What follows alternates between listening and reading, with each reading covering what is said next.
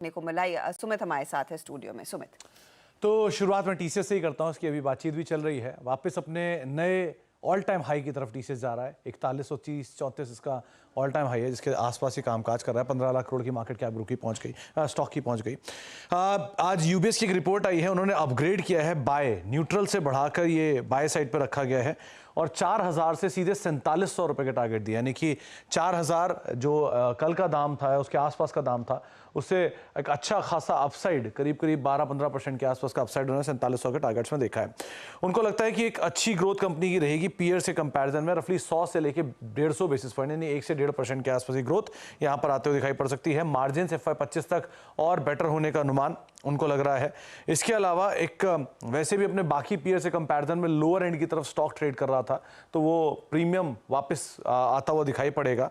इसके अलावा नई डील्स जो कि BSNL, अवीवा, इनके साथ कंपनी ने की हैं, ये डील्स का इंपैक्ट भी इस क्वार्टर के नंबर्स के अंदर रिफ्लेक्ट होता हुआ दिखाई पड़ेगा और गोइंग फॉरवर्ड उनको लग रहा है कि ग्रोथ ड्राइवर के तौर पे ये ग्रुप में कामकाज करता हुआ दिखेगा। तो एक ऑलरेडी बहुत समय से अंडर परफॉर्मर था, बायबैक प्राइस के नीचे था, वापस उसको रिज्यूम करता हुआ दिखाई पड़ सकता है। तो इसलिए से टीसीएस में एक अच्छी तेजी है।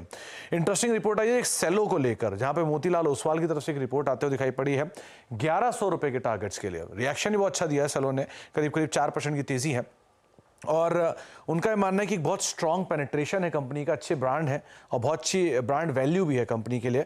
अच्छी ग्रोथ की उम्मीद, रोबस्ट ग्रोथ की उम्मीद की बातचीत की है।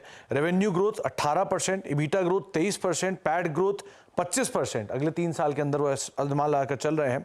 और रॉ मटेरियल के प्राइसेस थोड़े से वोलेटाइल हैं, तो वो एक कंसर्न एरिया जरूर है कंपनी के लिए, लेकिन ओवरऑल कंपनी की जो डिपेंडेंस है सिंगल प्रोडक्ट पे, वो धीरे धीरे अब डाइवर्सिफाई हो रही है, वो कंपनी के लिए एक बड़ा एज रहेगा। तो इसलिए आज से सेलो पे मोतीलाल ओसवाल की एक रिपोर्ट आई है। तीसरी इंपॉर्टेंट रिपोर्ट जो आई है वो आई है हेवेल्स को लेकर, जहां पर हेवेल्स के केस में जो मेजरली ब्रोकर हाउसेस मान रहे हैं कि एक स्ट्रॉन्ग नंबर यहाँ पे आता हुआ दिखाई पड़ेगा और हेवेल्स पे एक गोल्डमैन की रिपोर्ट है, 1600 रुपए के टारगेट्स के लिए उन्होंने खरीदारी करके चलने की राय यहाँ पर दी है।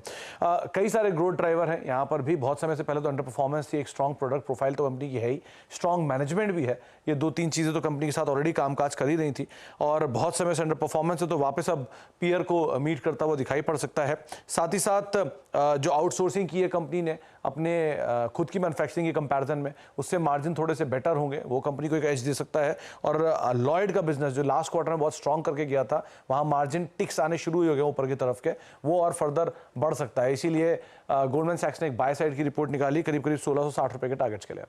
ओके, तो ये फिलहाल वो सारे स्टॉक्स जिनमें आज ब्रोकरेजेस के जो बयान आए हैं उसके बाद तेजी बनती हुई। हेवेल्स का ट्रेड स्क्रीन पर रखेंगे, जहां पर एक